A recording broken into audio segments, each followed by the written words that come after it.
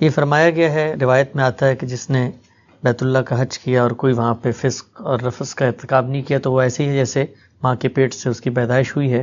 تو یہ جو دین کے اندر پورا تصور ہے کہ جو آدمی نے جرائم کیے ہیں ان کا اس کو جواب دینا ہوگا، یہ محض ایک حج کرنے سے سب کچھ صاف کیسے ہو جاتا ہے؟ اس طرح کی جتنی بشارتیں ہیں وہ اصل میں ان گناہوں یا ان غلطیوں یا ان جرائم کے بارے میں ہے جو اللہ کے حوالے سے ہوتے ہیں، یعنی جس میں بندے اور رب کا تعلق ہوتا ہے۔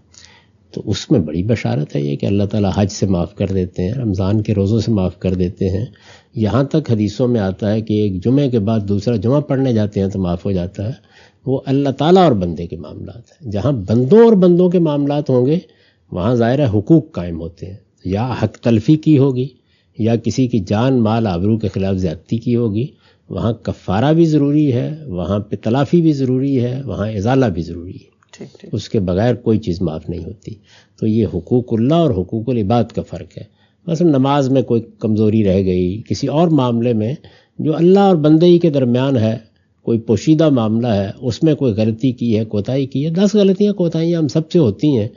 تو یہ چیزیں ہیں کہ جو حج سے، عمرے سے، روزوں سے، اس طرح کی نیکیوں اور خیر سے معاف ہو جاتی ہیں۔ باقی کے لیے توبہ ضروری ہے، رجوع ضروری ہے، تلافی ضروری ہے۔